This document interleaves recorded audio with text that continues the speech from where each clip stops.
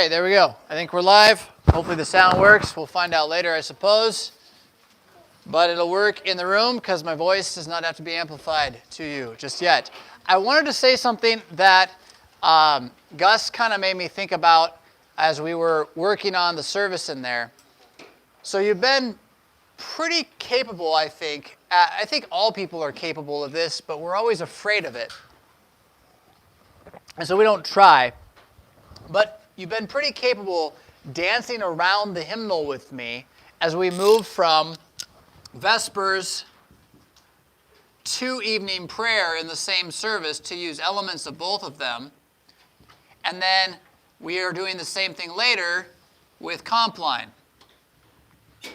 And the only problem with doing that liturgically is that we keep having to announce page numbers.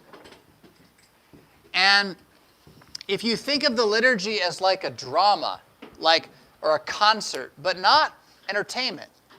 But imagine you went to a drama, an event, a play, or even a movie, and suddenly the screen or the actor was turning to you and saying, "And what?" And you had to play a part in the drama. You were there as a role in the play. And you knew what to say. And so you're sitting there in the movie theater, and it happens, and someone shouts at you right there in that row, and you had the line, and everyone laughs and cheers because it's all part of the same movie. That's how the liturgy is supposed to really be. It's not supposed to be us doing a scripted read-through in drama class, talking to each other back and forth because we don't know our lines. The idea is that over time, we learn those lines, and we can simply say them. And you know, if you go into any Missouri Synod congregation and you say, now I'm going to lose it now. The Lord be with you, and also with you, right? Yeah, that's the one I was looking for. And with thy spirit, if you're cantankerous old liturgista, yeah? Yeah, so exactly. So what I would love to see us gradually develop as a congregation is just some repertoire for doing this. And so Gus was asking me, after we say the creed, which isn't there in the bulletin for you to look at, you can turn to the back cover or you can work on memorizing it.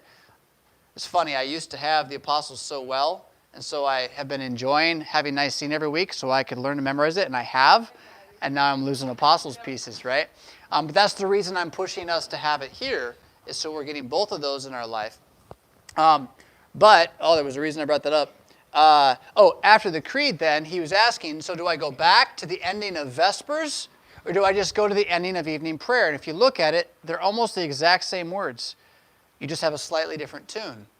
But the question was sort of, if we just sing one of them without telling you what page to go to, will you be able to sing the appropriate response? And the answer is maybe right now. I just did it in there, though. He sang and I sang the response, and we went right through. It'd be pretty cool, though, if at any moment I could just say, "Let us bless the Lord," and you went, "Thanks be to God." That'd be a pretty cool thing to just do, call and response as a congregation, wherever, whenever, right? An identifying mark.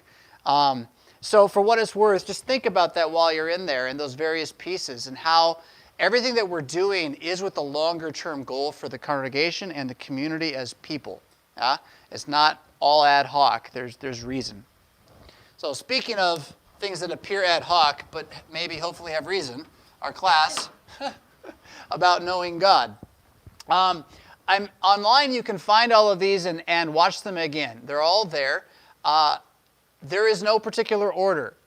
In fact, I'm going to talk about tonight the idea of public theology to try to explain how real random a thing we're doing is. That doesn't make a lot of sense the way I just said that. So we'll come back to it when it shows up in the lining, in the text.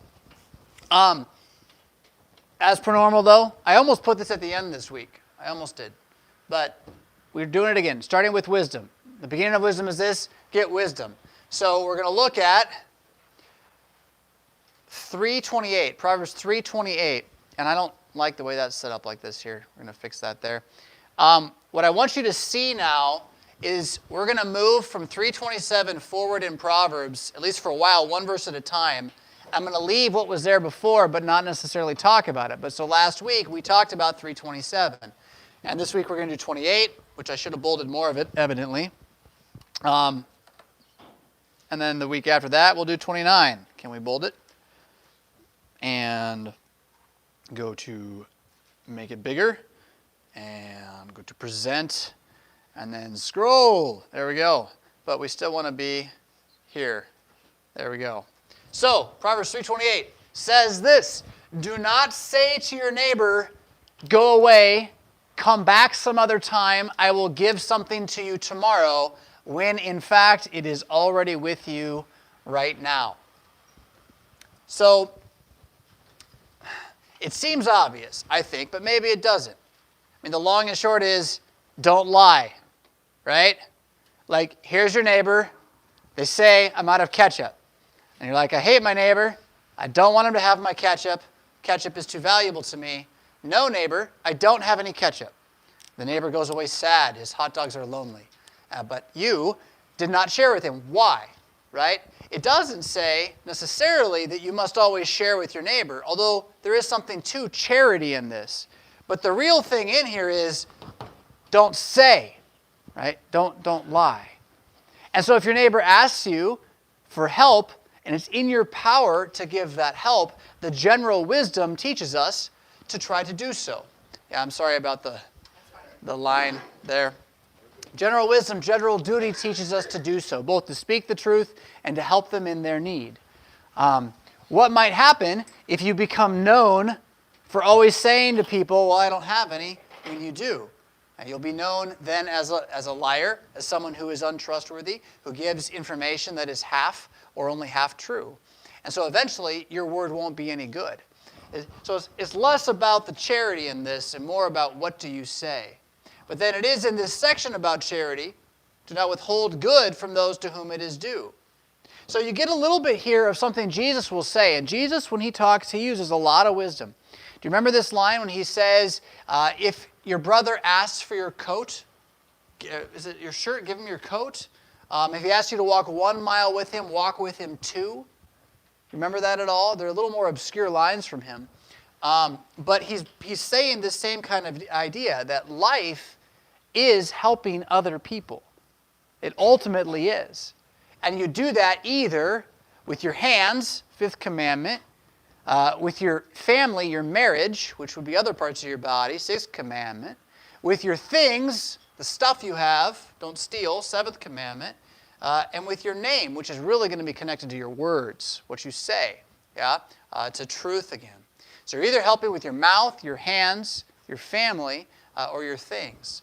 But your goal is always to do good. And you might say, well, why? What good is it to me to do good? And that's a funny question, isn't it? Think about the words themselves. What good is it to do good?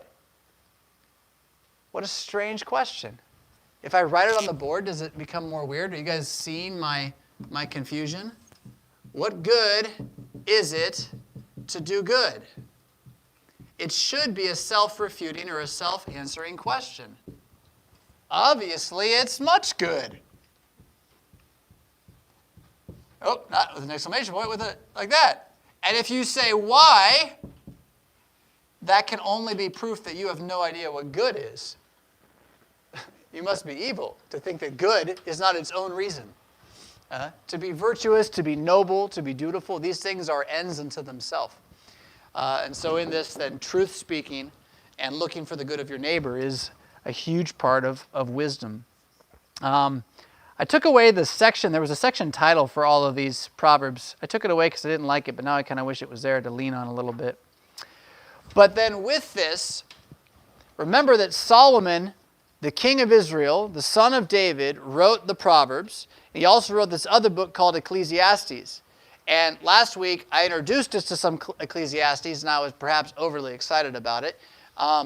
Tonight, then, I want to start the process of doing, and we're just taking 5 minutes at the start again, the same kind of thing we are doing with the Proverbs, but I want to look at Ecclesiastes. And although I attempted to make 3 and 4 both bolded and larger than what's around it, it appears I did the opposite when it comes to size. But hopefully, you can see that there is bold there. I wasn't going to rehash everything is meaningless, everything is vapor, everything vanishes, life is dust. But that is an important thing to reckon with. And I don't know, maybe this is a little culture experiment. If I just say dust in the wind, how many know the tune? It's not many. You're in a minority. 1, 2, 3, 4, 5, 6, 7, 8, 9. Yeah. Anybody under 35 know the tune? Bailey's probably the only one. So Gus, you don't know it. Rick also. Gus, Dust in the Wind? No. How's that for a generation gap? Yeah? So Dust in the Wind, Kansas, right? Kansas, 1977? Yeah, I'm a baby. How do I know this song? I don't know. I know it. You know it because it's referenced in Bill and Ted's Excellent Adventure. That probably is why I know it. Although, doesn't it get sung in Forrest Gump, too? No, How Many Roads Can a Man Walk Down is what I'm thinking of with that one. So, Dust in the Wind, Kansas, doesn't matter so much. Other than that, they're singing about Ecclesiastes. They're singing about Ash Wednesday in some ways, not on purpose. There are not a bunch of Christians doing it that I know of. Maybe they are. But they are talking about the vacuous nature of everything just blowing away eventually. Or, I really love a poem called Ozymandias. And if you've read Broken, you've heard this one before. So I'm sorry. Sometimes you have to repeat. Ozymandias is a poem by a guy named Percy Blythe Shelley, which you don't care about, except for that his wife's name was Marie Shelley, which you don't care about, except for that she wrote Frankenstein, which you don't care about because if you read it, it's nothing like what you think, but it does get us to actual Hulk eventually.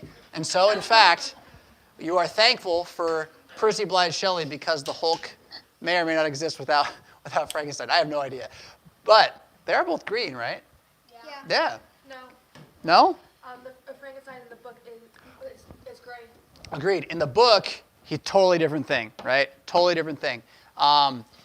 Interesting book. Not what I expected. But point is just to tie us back to Percy Blythe Shelley. They were both authors. He was a poet. He was somewhat more famous than she was in his day. He has this poem called Ozymandias. Ozymandias, I do not know how to recite it for you, but I can tell you the story. There is a man walking through an empty desert waste. He has a small caravan with him, and the sand is blowing everywhere. He can barely see, but he climbs his way through the storm out into a grotto, and he sees in this grotto the makings of an old, amazing statue. There's like a foot the size of his body standing there in the sand, and it's broken off at the ankle. And he goes, "Dear heavens, where did this come from? I travel all these lands, and I never have seen this before. And here's this giant statue in the middle of nowhere, dust blowing everywhere." And then he looks around a little more, and he sees over to the side there's a head. So he can see where the head fell off the statue, and it lies over there on the side, broken a little bit, but he can see this much. He can see that the guy is scowling. The face of the statue is scowling. And then he sees that underneath the foot is written some words. These words say, "Behold, I am Ozymandias. Look upon all that I have built and despair." And the point is that he wants you to see his statue, look at his amazing city, and think, man, I can never be as cool as that guy. But instead, the traveling merchant looks around and he sees all this dust and dirt. There's nothing there at all. And then he thinks to himself, he sure looked like an unpleasant fellow. And then he walks away. And that's the end of the poem. Now, there's more than one meaning in that, but the one that I get so much out of again is that quip about his face. He got everything he wanted, but it didn't really last, and it sure didn't look like it made him happy at all. Oh well. Because he knew, the merchant knows, oh well, it's all going to turn to dust anyway. Now that's all just to get us to this. I want to come to you, Peter, but let's just read verse 3 and 4 to focus on tonight. What does anyone gain by all his hard work at which he works hard under the sun? It's an open question. What do you get? There's a song about that one too. 16 men, right? What do you get? 16 tons. 16 what? Tons. That's it. What do you get? Another day older and Deeper in debt, right? What do you get for all your labor with which you labor under the sun? Adults, you've been doing it long enough now. What'd you actually get? A pension. What's that mean? And is it worth it? That's a t-shirt. All I got was this lousy pension. Lucky if you get that these days, honestly. What do you get? At the end of the day, you don't get a lot. But go ahead, Elizabeth, and then Trinity. Huh? Tan, if you're in the sun, and you have skin that tans.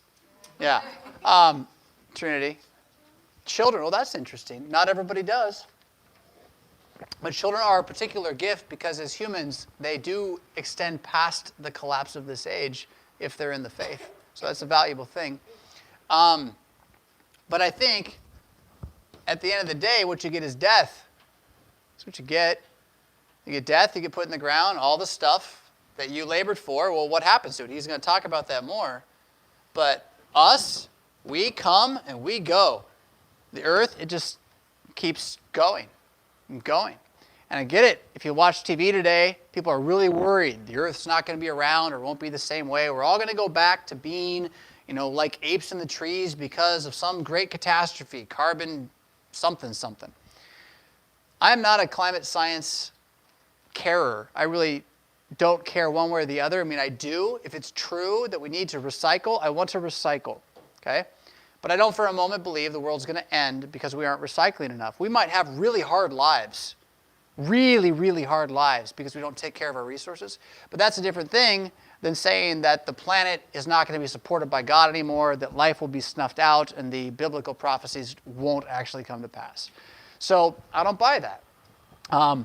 What I do buy is that no matter how much we try to do anything, the world just keeps churning on according to God's plan, which again is death and wasting and destruction for all sinners, which is us.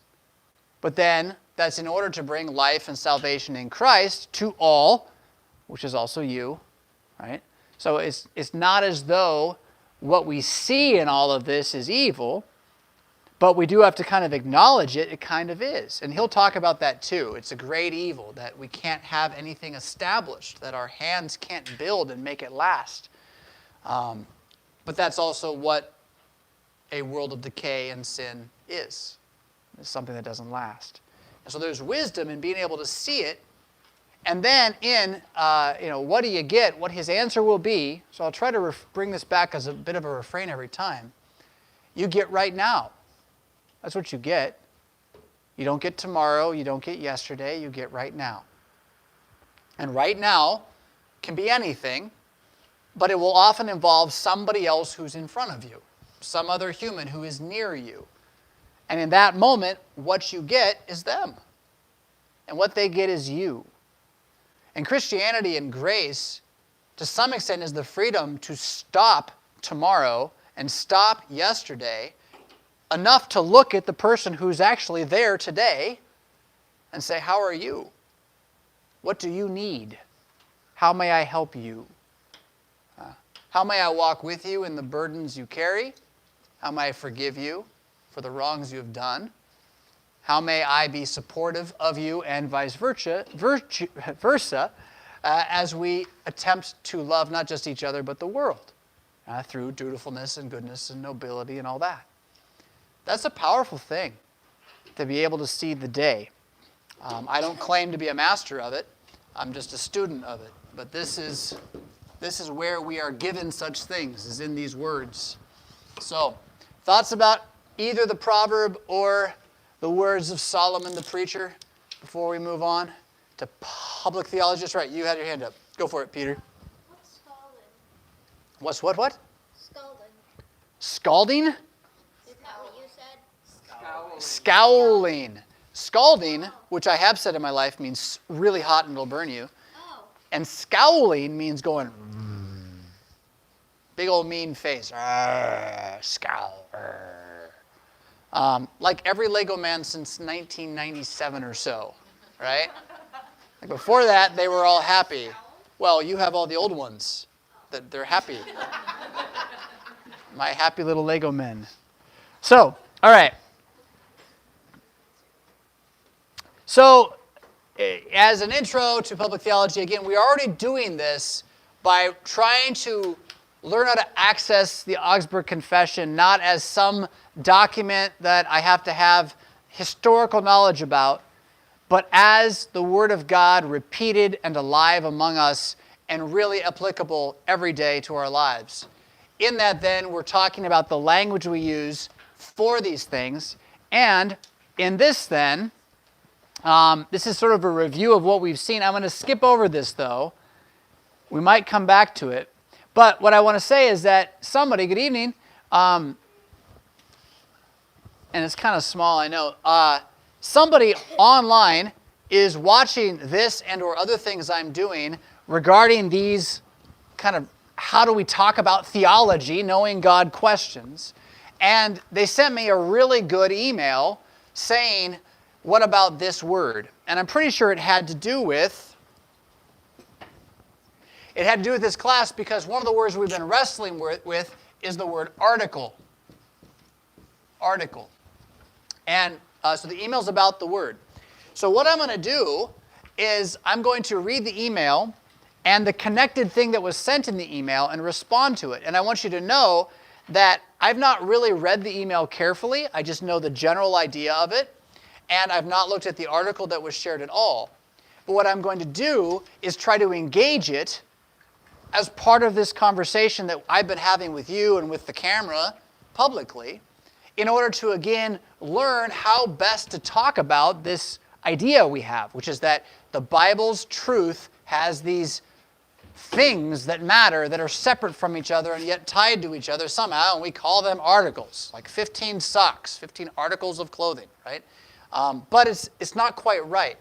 But what I want to say then, and I think I maybe wrote this lower, but what I'm doing is something that's probably a bit new to you for a pastor to do.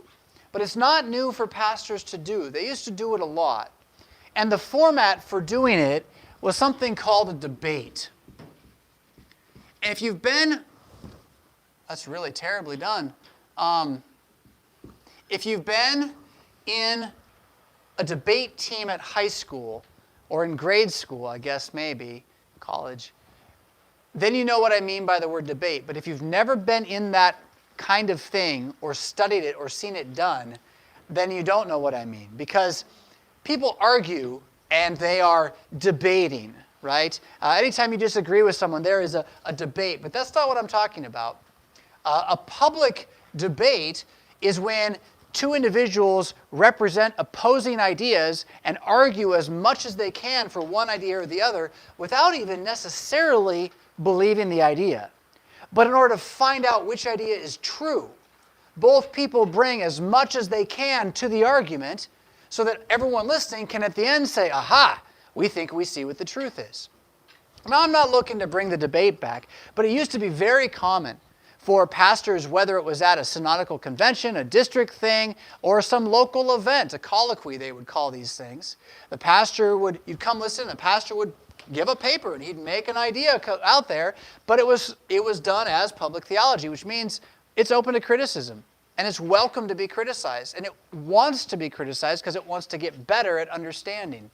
And then somebody would come along and they would debate back. They would respond. And it would kind of go back and forth. This can happen in papers or what have you. Well, sadly, the snowflake or the I'm offended culture that doesn't want anyone's feelings to ever get hurt really can't handle debates because I could only ever advocate something I care about. And if you tell me it's wrong, then you're telling me you don't care about me. And now I'm hurt, and I won't talk anymore. And that makes debating very difficult, right? It used to be that anybody could do this even without being on debate team. Now we're not so good at it.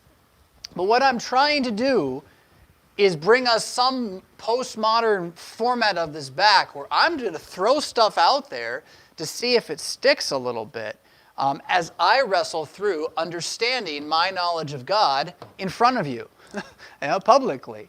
And it's all founded on what the scriptures say, I think. It's all founded on what the confessions say, I think, but I'm trying to translate it for you. So in this regard, I'm certainly open to criticism, and in a good way, and I want to welcome that. So, just as preamble to this then, right? So here we're going to do some public theology based on this email that I received. It says this. It says, "Good morning. I came across some interesting info about the term articles in," this is a killer title, "The Doctrinal Theology of the Evangelical Lutheran Church by Heinrich Schmid, page 112 and following." Slow down. You don't need to be on Amazon just this moment ordering it. Come on now. It'll be there later. I know it's exciting. You might be excited that it was published by Pastor Wolfmueller. He does a really good job of this, by the way, of taking old theological books in the public domain that you can't buy and putting them into kind of Amazon processed format that you can buy. I would love a copy of this book. I told him that, actually. I hope he sends me one. But they're hard to access, so just beware of that. They are hard to access. And we'll see that a little bit as we look. But she's reading it because she's really interested in this stuff. And if you get interested in truth, you might do some reading in truth, because that's the only way to really get it to stick in your head long term. So she found something dealing with articles in that. I attached a snip from it, thought it might be helpful as you try to update the terminology. It appears that whatever you come up with should communicate that, when she says this, it appears whatever you come up with, she means our real theology, when we're using this word articles, we really are trying to say something, should communicate that articles of doctrine are so intimately united to each other and to the whole that when one is removed, the rest cannot continue sound and whole. So the idea of articles of faith is not 15 socks. Because if you take away one sock from 15 socks, you have 14 socks.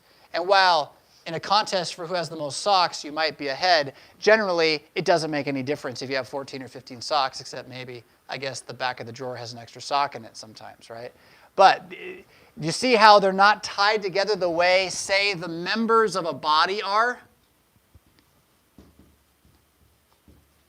You start taking away your finger and your toe and an eyeball and a lung, and now you're not really working with the whole body. You're missing something.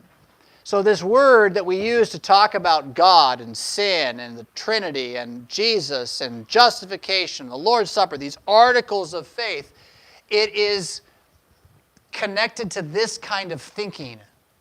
So and how much does that word in English really do this for us? Probably not at all, right? Not all.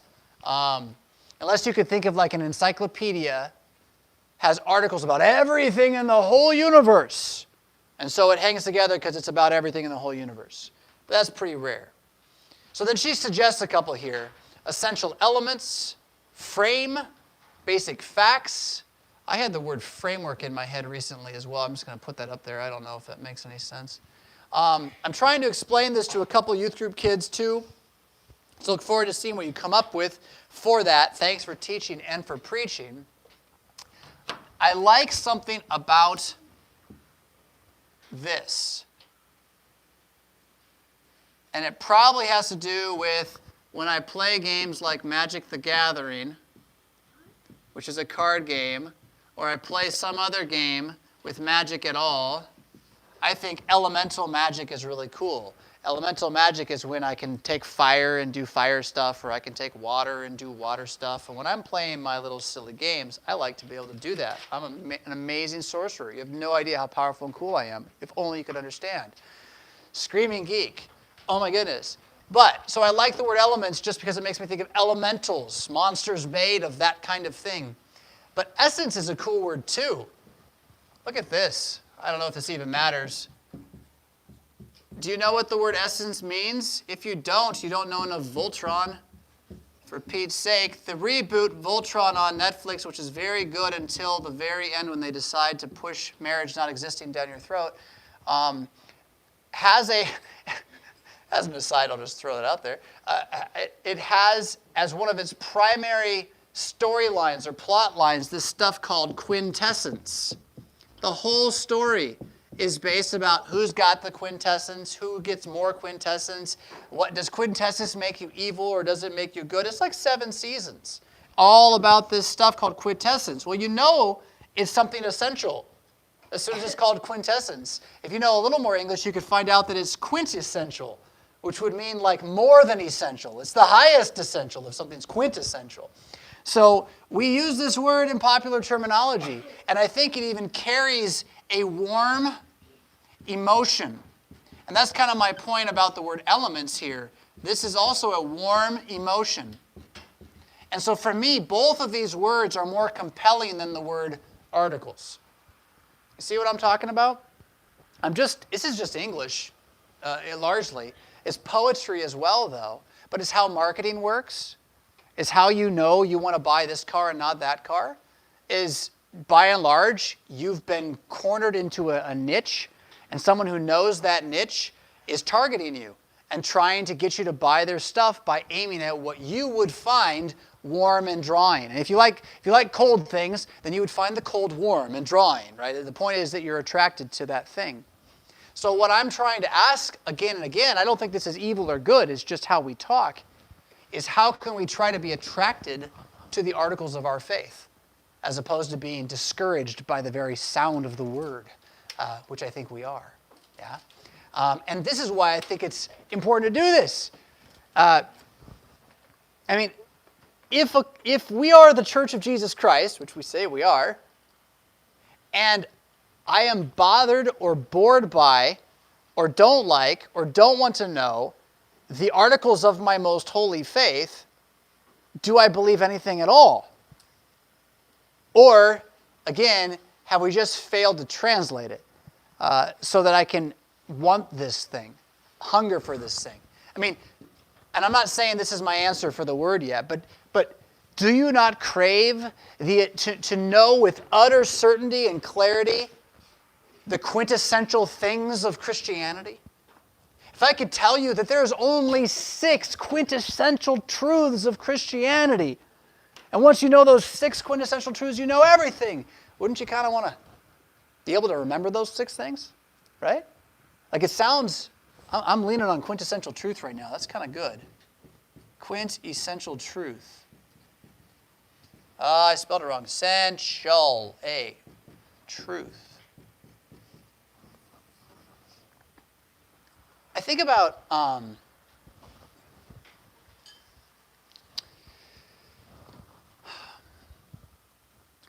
there's something about games. And if you never play, that's fine. You probably have your own version of games you play. You just don't call them games.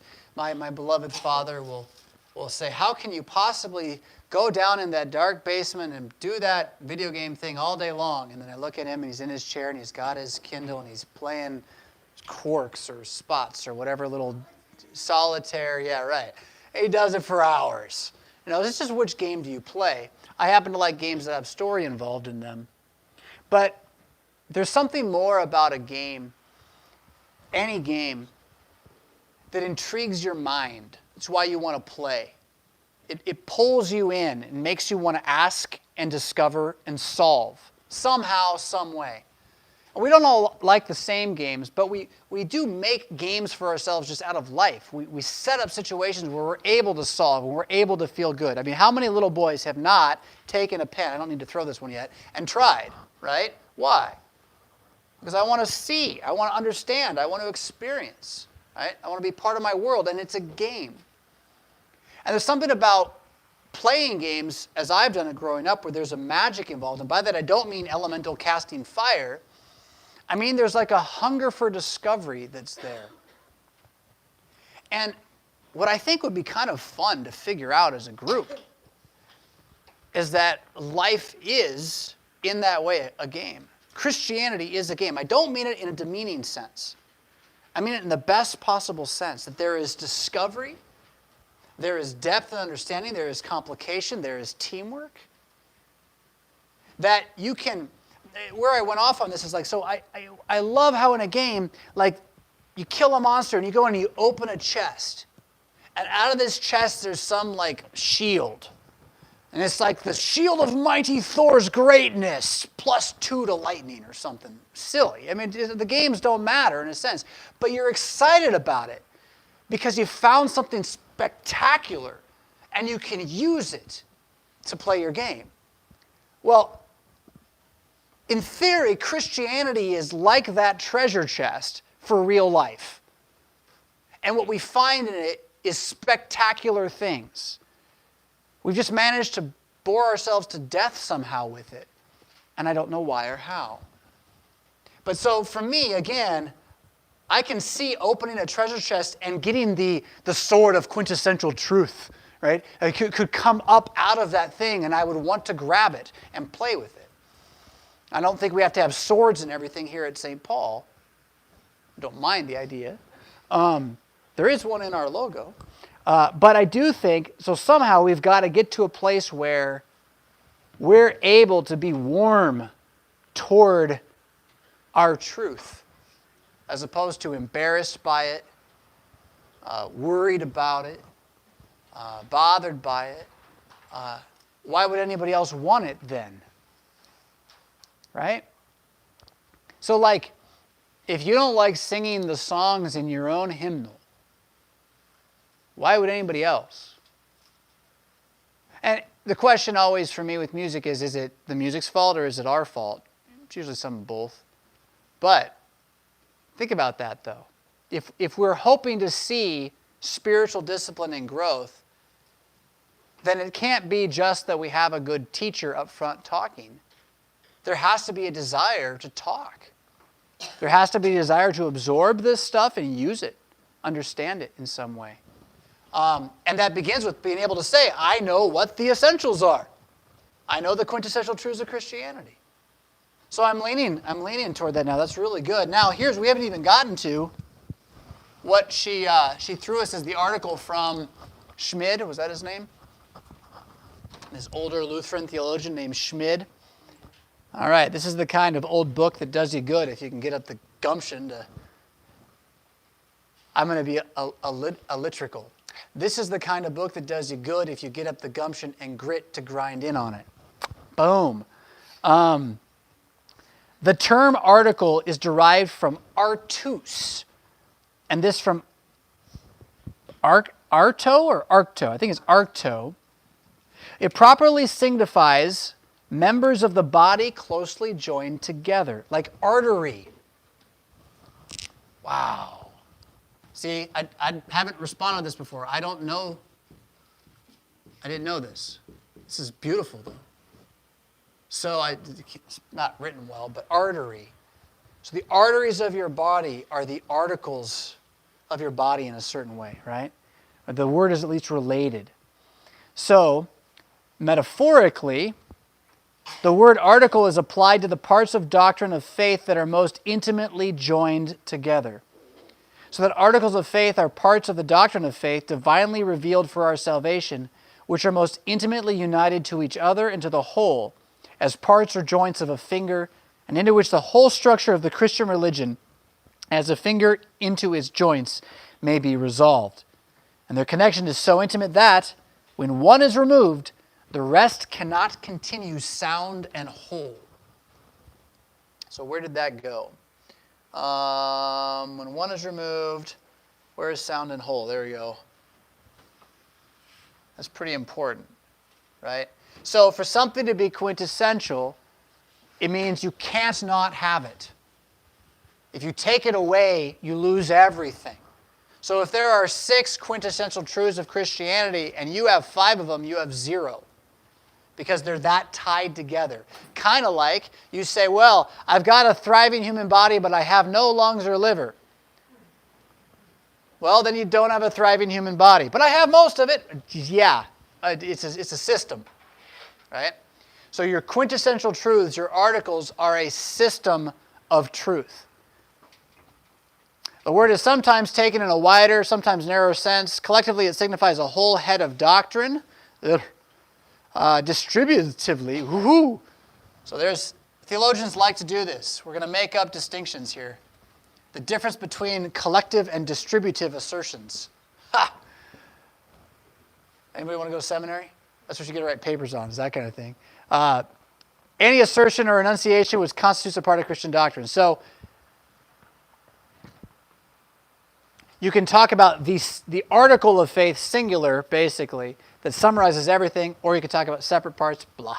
The Christian doctrine is divided into heads or theological loci. Loci is a Latin word, means places, categories. And these again into certain theses.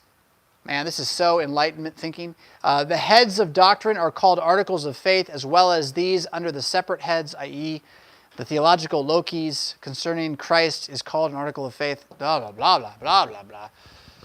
What these guys were doing when they start looking at the quintessential truths of Christianity this way and using this kind of language, which got very lawyer-like, right?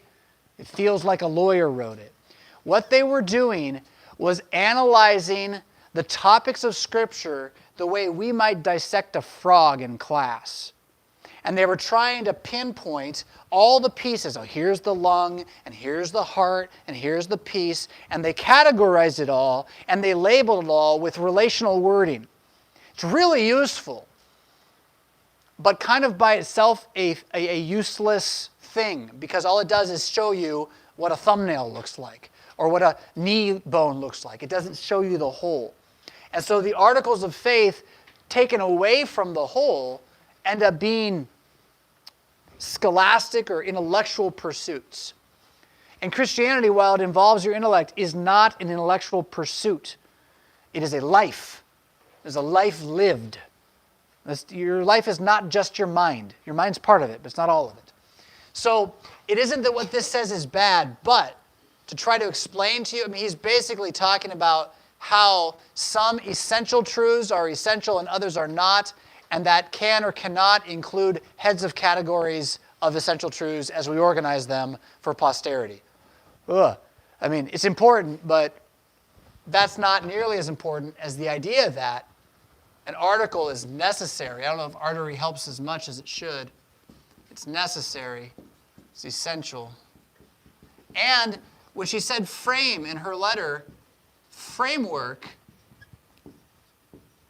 there's a way in which the articles of faith are both the framework and the building itself.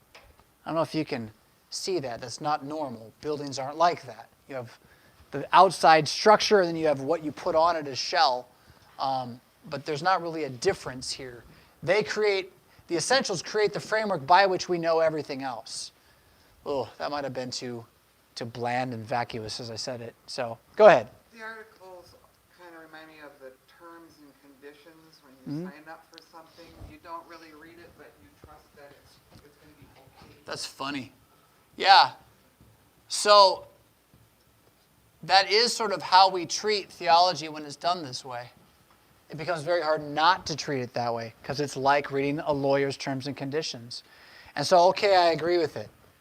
You know, what I agree with it. Just don't talk about it, Pastor. Right?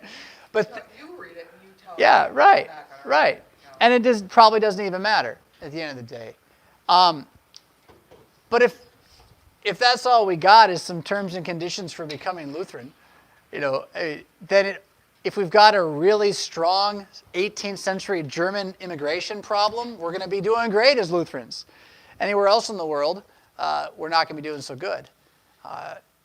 Sadly, I mean, we're not all German here necessarily. I don't know your actual background, but the Missouri Synod carries a very strong German heritage. Very, very strong. And it impacts a lot of what we do. A lot of our culture is, I think, Germanic. It's also very American. But if you haven't figured this out, German's like the only culture that's not cool. Like every other culture is cool. It has everything to do with World War II. Because every bad guy in a third of all the movies has a German accent, whether you're James Bond or otherwise. And as a result, just take it for what it is, no one's ever going to join our church because our church is Lutheran. Like, they don't care. And the Germanic side, like we could do brats for people on Oktoberfest. Okay, they might like that because they can drink. Oktoberfest is the German Cinco de Mayo, something like that. But still, that's not going to change anything. It's not going to change lives. It's not going to awaken minds. What will? Knowing the quintessential truths of the faith and living them, believing them. It's not about law. Don't get me wrong. This isn't about a bunch of rules to live your life by. There's rules, but that's not what I mean. It's like, what are you thinking with and why? How does your brain work and why? What are the assumptions that you ground everything you do in and why? Are they assumptions the world has taught you, or are they the assumptions that Christ has taught you? And the quintessential truths should be the things that Christ has taught us, right? Above all. So, then, going back to look at, I've been saying 6 articles, six quintessential truths. That's the catechism. The way the catechism organizes all that we know is into these 6 things. The Augsburg Confession, again, will have 20 plus. I think it's 28. I should really memorize that number. I don't know it. 20 plus. After 18, they get a little focused on how not to be a Roman Catholic. But that doesn't make them bad. But again, 20 plus then. Do you guys like quintessential? I'm looking for feedback. Quintessential, or is that too hard? Is it, would just essential be better? Quintessential truths. 20 plus quintessential truths. The first one, which all theology comes from, is that God exists. That's what we're looking at there. The second one is sin, right? And all I'm trying to do is try to find out how to do this with those same concepts so that when I speak to someone who's not a Christian or a Lutheran yet, I make sense. And I don't kind of fall back into a club way of shorthand talking. You ever, I don't know, what kind of thing it would be. For me, it would be guys are working on cars, or probably if they were working on guns. If they were building toy trains, I probably have the same problem. But if I walk in and they all like it, and they start going dip with all these words about how cool the car engine block loader thing is, right? And it's just right past me.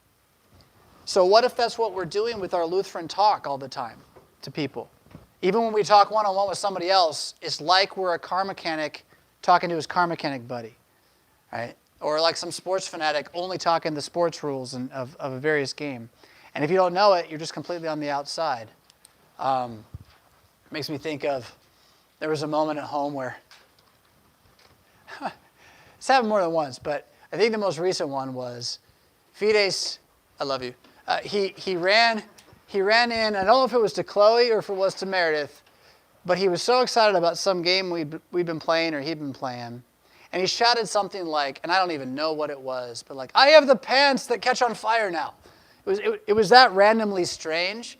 And I knew what it meant because I'd seen the story or whatever that was connected to this. But like his mother is just like, this is great, little boy. You have now, the lightning pants of what? Like there was no concept, right? And I think that's when Chloe's like, she doesn't understand Fides. And I'm like, he doesn't understand that she doesn't understand Chloe. Well, until you learn to see where the other person is and whether they're understanding you, you're trapped in what you can say and your language and your ability to speak things clearly to them. So he was unable to see. She needed a translation. I'm playing a game. The game has this happening. I'm going to get the pants of death, yea for me. Right? Oh, I can rejoice with you. So that's what we want to learn how to do with our truth. Well, for all of Rockford, Beloit too. Yes? That being said, perhaps just essential truth. Because quintessential is too big a deal? Was that? Essential elements still? I like it because it's like a spell in a game. I'm the master of the essential elements. That's awesome. Kelly? Well, elements to me is not questionable, whereas a truth is now an opinion. Oh, interesting. Yeah. Yeah. You don't have to construe Like we want this to be a strong word, but... Mercury is Mercury. Oh, interesting. So what's also interesting is the word elements is a bad word. I can't write the word bad, apparently. Is a bad word in the New Testament when it's used to describe the pagans' belief in the elemental nature of things.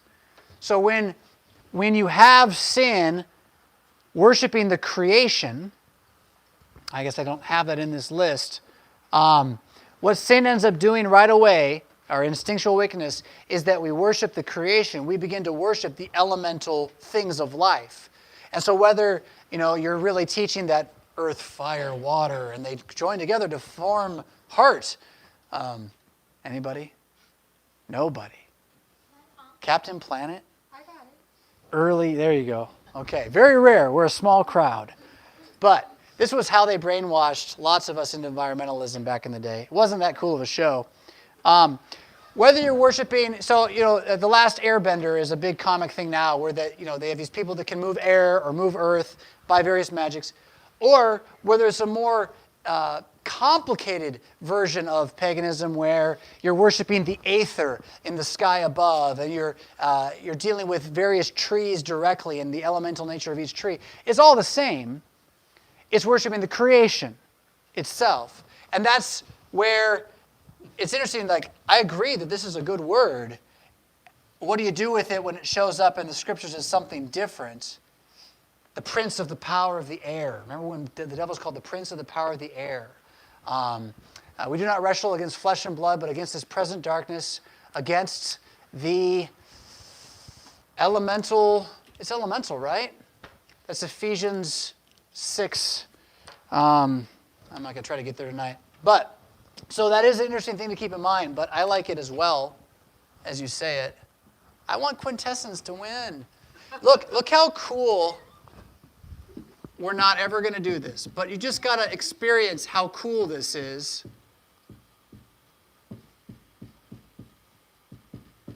Like as a logo, right?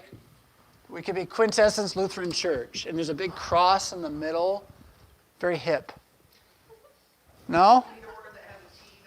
Yeah, right. Well, if I can make the Lutheran get into it. Let's try it again here. Quinn.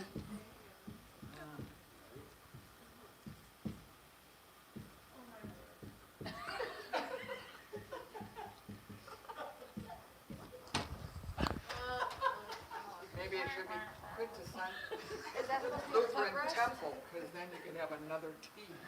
3 T's like Missouri.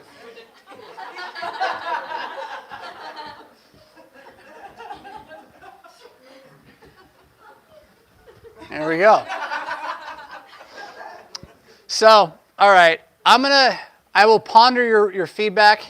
It sounds like you guys like this, so you like quintessence?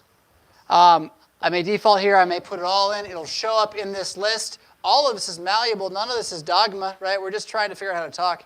Yeah, go ahead, Sarah. Okay, so I was one of those people that did get lost by the terminology. So when you would talk about articles in your videos, I would get completely confused. I had no idea what that was.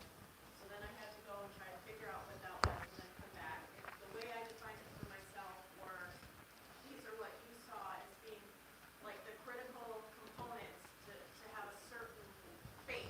So to have faith that was certain and sure. So that's how I defined it in my head to kind of get over the article terminology that was confusing to me. I think, was it Broken that talked a lot about articles in it? No, that was Echo. Was it Echo? Yeah. And I remember putting that down and being like, what? I had to go find out what that was. Like, I understood what you were trying to say after that, but I'm like, why does he keep going back to that word? So for being outside of the jargon, it really was a reality. That makes me sad because that book was attempting to get out of the jargon, and to hear that I went back to it so hard. Yeah. I'm stubborn and I wanted to figure it out anyway. But I'm just Well, saying, I'm not.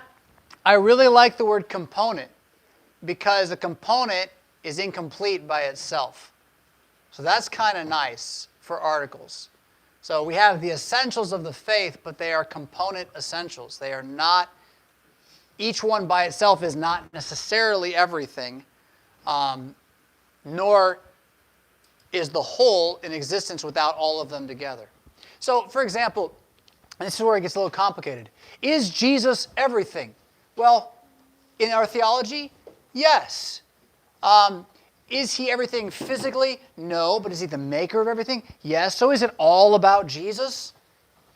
Yes. So is the article, the component, the person who is Jesus, is he all theology? Is all knowledge of God knowledge of Jesus? Yes. So now I know who Jesus is. Is there nothing else to learn? No.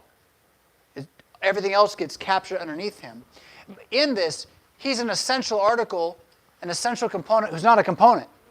He is the whole thing. The Father's the whole thing too.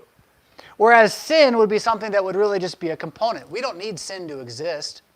It's just a truth that does exist, right? And it helps build the whole picture of what it means to be aware as a Christian in the world. I live in a world of critical wickedness. I live in a world of instinctual animal behavior. I live in a world in which people do not think with the words of God's eternal wisdom, but instead in folly and blindness act on their own wishful thinking. To know that, when you walk out the door, would be a useful tool. Let me suggest to you that you mostly operate in a world where you assume everyone's telling the truth. And Christianity should teach you we're all lying all the time, just a little bit. Now, you don't want to necessarily be thinking that so you can catch people in their lies. Gotcha, ha-ha. What it'll do is it'll open you up to see first the pain everybody's hiding from all the time. So you can actually love somebody through what really hurts. But then also, you will be less surprised when bad things happen. You just won't be surprised when you see the evil take place in the world. What else are we going to do? We're evil. How did this happen? We're evil, right? So let me suggest again that we believe it, we can check the box. Sinful and unclean. Right? But what does that mean for a life lived? I would suggest that you do not think about or with your anthropology, your knowledge of man from Scripture. Just as we probably think about this or with this less than we should, particularly the unseen creation that is still here. So that when I open up the magic chest, which is the Scriptures, and I pull out the truth about my animal carnal nature, and I understand that this is like finding a cursed charm that I have to have around my neck my whole life long in my battle against whatever demons I want to slay, and that this thing is something that I'm going to learn. I can't do certain things because of that, but that doesn't mean those aren't good things I should try to do. I'm just inhibited. I'm like Superman with kryptonite on. However you want to do it, to make it part of your world and your understanding, just to see that it's there. And it's as real as any fantasy book or sci-fi book. It's more real. It's just all faith. I point in my head. I should point in my heart and head. It's all faith alone to know it.